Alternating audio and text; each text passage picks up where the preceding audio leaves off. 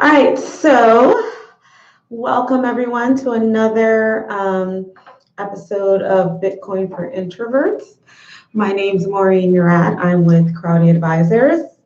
My name is Samson Williams. You can follow me online at Hustle Fund Baby. I'm with Axes and Eggs. We're super excited because today we're going to talk to you about STOs, securitized token offerings, and crowdfunding, which is, I hear, is all the rage. Yes, so Mr. ABC here always be closing. I thought he was just going to say hello. But yeah, so that's what we'll be talking about today. And we also wanted to wish you all Happy New Year. Hopefully things are going well and 2019 is treating you well so far. All right, so let's get started. What are STOs? You take it away. Tell us what STOs are. So STOs are a way to raise money for your business. And what it essentially means is when you're issuing a token, is that you're admitting that you are offering a security. So you're saying that whatever it is that I'm offering or selling, because the SEC does regulate the offering and the selling of securities, you're saying that whatever you're offering is in fact a security. But I don't want to offer a security. I want to offer a token or a cryptocurrency. Well, that if you are calling it an STO, then you're essentially admitting you're offering a security. And even if you don't call it an STO, or you call it a TGE, a token generation event, etc., it doesn't necessarily matter what you call it. The SEC and other regulatory bodies care more about what you're actually doing, and that's a facts and circumstances type of analysis. The fact is, I just want to make some money. Okay, well, then you should try to make some money. How about you sell your product? So the other thing I wanted to mention about STOs is that what's different from the ICO is that the STO presumes that the value of those tokens is backed by something. It's backed by something tangible like revenue or assets or property or something like that. Whether that's the case is different because oftentimes folks who are trying to raise money don't necessarily have the revenue and all that to back. Can it be backed by gold? Can I do a gold STO? You have to have the gold to be able to back into the value of the gold. So that's another issue. Oftentimes we hear about people tacking the value of something to an underlying asset. That asset has to actually exist. Suppose I'm going to use the money to go buy the gold or the real estate. Okay, well, that's something you have to tell your investors. So let's move on to what is crowdfunding. So Maureen is cheating. There's a list of things that we're reading off of. And I don't know if that's cheating. That's being prepared. So answer the question, what's crowdfunding? So crowdfunding is very similar. If you've ever been to church, you pass the hat. That's crowdfunding. And so crowdfunding means you're using the internet to solicit funds from a lot of different people, typically strangers. Otherwise, You'd be doing what's called a friends and family round, in which case you'd just be hitting them up via Instagram or on Twitter. But actually, when you hit up strangers on Instagram or Twitter, that's soliciting because it's a public offering at that point. And so that's another that involves crowdfunding, but there's some rules and regulations around that as well. Did I miss anything crucial? Yeah, so when we say crowdfunding, we're mainly talking about equity crowdfunding. So that's something else to consider. And when we say equity, that means you are offering equity or ownership in your business in exchange for an investment. But obviously the rules around or the parameters around what that investment entails is up to you, the issuer, the business owner who's offering those securities for sale to investors. What's good about equity crowdfunding is that it actually helps the business raise money from retail investors. So those are people who are not necessarily, high net worth or rich or wealthy, right? They don't have $1 million in assets and don't make $200,000 per year or haven't made $200,000 per year in the last 2 years, but they have the ability to invest in some of these projects that they believe in, that they're part of, that they actually use. And there are some limitations to that. But other than that, I think I'll stop there for crowdfunding because we'll add a little more later. So does it matter where I incorporate my business to do my crowdfunding campaign? Because everybody's been saying I should go to Puerto Rico to do that. Well, it's not about crowdfunding, right? I think it's, first of all, most folks, I think there's a lack of awareness of the benefits of crowdfunding, but it sounds like most people are trying to do STOs and other jurisdictions. And I mean, it's a very complicated scenario or a complicated case. I think many times there's this position that, well, the US is not crypto friendly, so I should go to another country because they have crypto friendly rules or they're crypto friendly, et cetera. And so the issue with that is it doesn't matter where you're registered or where you are doing business, if you offer securities to a US person, then the SEC has the right to regulate. If we remember the Dow in summer of 2017, was it? Yeah. Where the SEC found that Slockit, which was a German company, was offering securities and sold securities to US persons. I mean, they decided not to enforce, but essentially they were saying, because you interacted with US investors, then we have the right to step in and enforce if we need to. So that is, I think. But suppose I'm in one of the STO, ICO hotspots like Malta, Gibraltar, or Singapore. My answer wouldn't change. And the other thing I would add to that is that when you do business in another country, it should be more about the fact that you can make money easily, right? It should be more, you should also think about the ease of actually doing business in that jurisdiction. There are plenty of places where it's easy to start up a business, but you can't get a bank account. There are zones where you can and cannot rent office space. We're decentralized. There are some people. What do you need a bank account for? Well, as far as I know, you can only pay your bills with cash right now, right? I mean, I guess there are some instances where you can't use cryptocurrencies, but it hasn't reached a point where you could only pay your bills in cryptocurrencies. And so I think for the most part, people are also not using these coins or tokens as initially imagined as peer-to-peer transactions or data transactions. They're mainly using them as investment tools. So just to go a little further into that, I know we talked a little bit about like going into other countries and stuff like that. But one thing we wanted to mention was some misperceptions about offering and selling securities. Do you want to start with that? I don't know if there's any misperceptions because we're going to increase liquidity to the market and decentralize, or rather democratize access to everybody, right? I don't know what you're talking about. That's not what I'm doing. So I thought this was a conversation out of back and forth, but in terms of securities misperceptions, one we mentioned is that if you go to another country and try to offer securities there or sell your cryptocurrencies there, that for some reason then certain rules don't apply to you. But you should also be mindful that even though the country might be crypto friendly, that does not mean that they don't have securities related rules or rules that still govern how you do business in their country. So that's something else to consider. Another thing in terms of securities misperceptions is this idea that if you that the SEC only cares if you've made money off of the securities. And I said this earlier, but I'll reiterate that the SEC regulates the offering and the selling of securities. And so that means even if you haven't necessarily sold the securities, you haven't gotten an exchange in cash, that the SEC rules could still be implicated. Mm-hmm. What about, can you think of another securities? What about liquidity? I thought we were going to liquid it up. So that's one misperception, right? That if you issue a token versus if you issue equity, for some reason, liquidity is automatic.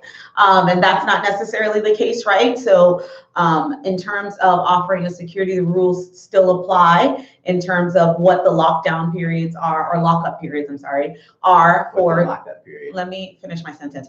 So what a lockup period is in terms of when you're offering security. So a lockup period is essentially a time period or a time limit that's placed on the issuance of securities. So if I issue securities via Reg D or Reg CF or whichever exemption is being used to offer these tokens, then I as the purchaser of those securities generally am not allowed to sell or transfer or exchange the securities that I purchased and invested in your company with in less than 12 months. There are some exceptions to the rule. Generally, it revolves around the fact that people who are accredited investors, so high net worth people, et cetera, they might be able to sell or exchange their securities earlier. But if we're thinking about the fact that we are trying to democratize access to finance, right? Democratize access to cryptocurrencies, then the people that we're probably trying to reach are not high net worth people. We're really trying to reach retail investors, people that are in our communities. So there's no lockup, or rather, there's no liquidity because there's a lockup period. The lockup period is typically how many months? 12 months. So I wouldn't say there's no liquidity. I just don't think it's instant. And that's the issue, right? It's not that there's no liquidity at some point in time. It's just not instant. Now, we could talk about Reg A Plus, which is another way of essentially doing equity crowdfunding, and the limits are higher. And so the ability to liquidate is a little easier. But again, it's still not instant. I can't buy my security token today and then go on an exchange tomorrow and try to sell it. So that's what I'm saying. It's not instant. Excellent. So no instant liquidity for everyone out there who thinks they're going to pump and dump. You might need to wait 12 months or so before you can start to dump your tokens. Well, I don't know if that's the tone we should take, right? I mean, not everyone's trying to dump their coins or tokens. These are, if you're using it as an investment tool, then the other thing that you should think about is the long-term benefits of having this as an investment. If you're investing in a business, the position is that, or the assumption is at least, that you believe in what the business is doing, or at least you believe it's in a position where it can grow and scale and make money. And so at some point you will reap, from your initial investment. But I wouldn't take that approach. I want to reap quickly. I want to reap right now. So that's not the nature of investments. Most investments take time for you to get your return. So I have to wait a whole 12 months. This is crazy. Yes. But let's talk about T0, because they recently started trading their STOs. Well, so as I understand it, and I guess that's one of the hot topics, right? As I understand it, they have launched a platform, but I don't know if they've actually started trading yet. Correct me if I'm wrong. They did. This week, yeah. Whose coin? Because they traded a security token. Mm-hmm. Oh, okay. So, but there are some limits to that. You must be an accredited investor, right? Which means if you don't make that $200K a year for the last 2 years, or have $1 million assets, it's not for you. So they're looking at democratizing access to this, to the T0 platform for retail investors that come August. But so then that speaks to the same thing we were talking about earlier, right? The fact that when we think about these different types of ways of raising funds, it generally, the benefits generally apply to people who have the income in some form or fashion. So people who are either raising, either who have made it, who are considered accredited investors, essentially. So then how does that really benefit the community if these different types of platforms are still only accessing certain types of investors? So we're back to square one, right? Even with some of the STOs or ICOs we've heard of, a lot of them have gained most of their investments from accredited investors, not retail investors. So some of the ICOs we've seen have done their offering via the Reg D offering, right? And they want to do it in one of the sections of Reg D that assures that only accredited investors can invest. So again, it's like, okay, well, how is it really democratizing if the access isn't there? So let's let all poor people stay poor. And let's talk about, I'm a small business owner. I'm looking to raise $10 million for my business. You mentioned this Reg D. How does that help me? Well, Reg D is another investment scheme, right? So there are different parts of the Reg D, and we won't get into that because that wasn't what the conversation was supposed to be about today. But essentially, there are different sections under Regulation D where you can raise money. Most folks go under 506C, which is one of the sections that allows you to raise an unlimited amount of money, but from only accredited investors. There's 506B that allows you to include non-accredited investors, but then you have to include all these extra disclaimers that tend to turn off issuers, so then they go the accredited investor route. So I have a question. Is Reg D a type of crowdfunding? Reg D is a way to raise money for your business. Is it like crowdfunding? I guess if you look at crowdfunding in the most general sense, right, that you are raising, amounts of money from a large group of people. But sometimes Reg D is just 2 people or 3 people. I don't know if it really falls under, if you would really have a crowd in the Reg D world, although it's possible, right? But my thing is, generally, when the Jobs Act wanted to include retail investors for crowdfunding, it was to include people who weren't always able to invest in businesses as before. Cool. So other thing on our board we want to talk about is taxes. Do I have to pay taxes on STOs? So that is a very broad question. And I think what we should just keep in mind in terms of taxes is that if you are compensating someone with tokens, security or not, that could be considered income and raise, and so there were tax implications there because it could be it could be considered a taxable event. If you are, if you are purchasing coins and then holding on to them, waiting for the value to go up, the IRS essentially their position is that those cryptocurrencies are property, and so, but the characteristics of it can change. Like I said, you could use it for income, etc. So taxes, just because it's not cash or currency, does not mean tax rules don't apply. I'll just say that. Excellent. So you do have to pay taxes on your STOs. Okay. I did not give that blanket statement. That did not come from me. So what else did you want to kind of cover? Because we're coming up on time. I think that pretty much covers it. Okay. At the end of the day, STOs are a form of crowdfunding. You're going to go solicit funds from a variety of people, from groups of strangers. STOs are also securities because you're admitting you're offering a securitized token offering. So if you're offering securities, it doesn't matter what jurisdiction you're in, whether you're in Puerto Rico, New York, Malta, Gibraltar, Singapore, you have some kind of regulations that you must apply to so that you don't run afoul of their securities rules. Or any other rules, right? We always talk about securities, and so that's the only issue that businesses have when they're trying to sell these securities, right? So even if what you're offering is not considered a security, then the next thing is, then what about taxes? We touched on that. What about commodities? What about consumer protection rules? There are other things that apply. So I think we should keep that in mind as well. Awesome. Natasha, thank you for joining us. Yes. Hopefully you can watch it from the beginning to learn all that we said about crowdfunding and STOs. And just keep in mind, at the end of the day, you do have some tax obligations.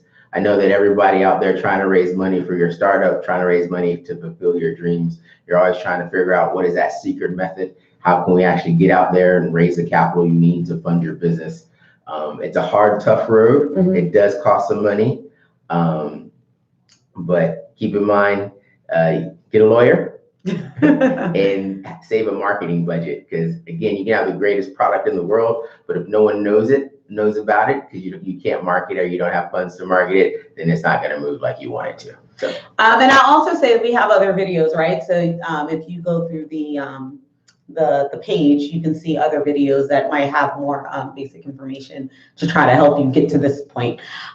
So in terms of just doing a few more hot topics, we were talking about Start Engine earlier, that they had their new Select Online offering. What's that? So their Select Online offering means you raised over $1,070,000 in a Reg CF, regulation crowdfunding deal, on Start Engine. Start Engine is a crowdfunding portal that's approved by FINRA. So if you're going to go do a crowdfunding campaign for up to $1,070,000, you'll use a FINRA approved crowdfunding portal like Start Engine.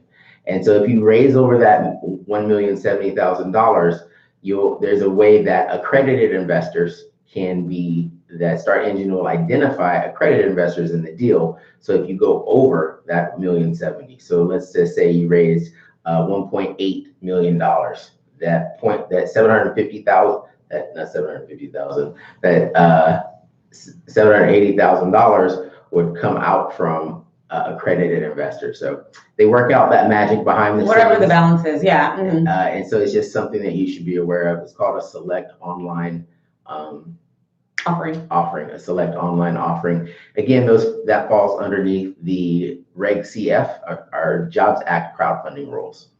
Right, and so I think we talked a lot about STOs and tokens and things like that, and a little bit about crowdfunding. But I think at the end of the day, their similarities are more than what people think. Right, they are alternative sources to raising funds for your business. And that don't require you to, go hunting for a venture capitalist or an angel investor, or even getting, a bank loan or some sort of loan from a family or friend. You can have people invest in your company and actually have equity in your company, but, and then you create the parameters around how that equity works. But they've also helped give you a boost to move to whatever next level your business needs to go to, whether that be scaling, whether that be completing your project, whether that be developing a new product or something like that. So that there's a benefit in crowdfunding. And not to say that there's no benefit in STOs, but I guess we also wanted to show that there are many similarities in terms of how you're offering it to people. And one other thing I wanted to mention is that a lot of this, one of the misperceptions is that if you put it out there, they will come, right? So we have to keep in mind that marketing and getting your community together and getting your supporters together is definitely a full-time job. And so we have to keep in mind that just because you put it on Start Engine or T0, if people don't know about it, then it's not going to move. It's not going to sell. Whatever it is, a token or no token. Anything else you want to add to that? No, I don't want to add anything else to that. Okay. Yes, you do need to market nonstop. We can't push that enough. So yeah. Thank you guys for joining us. If you have any questions or comments, you can shoot me an email, Samson@axesandeggs. We'll drop this information down below. And you can reach me at Crowdy Advisors on Instagram or Twitter. And then I have a Crowdy Advisors page that you can follow as well. And then I'm on LinkedIn. Maureen L is my middle initial, Murat, M-U-R-A-T. Awesome. Stay warm, wonderful people. See you later. Yes, see you. Bye.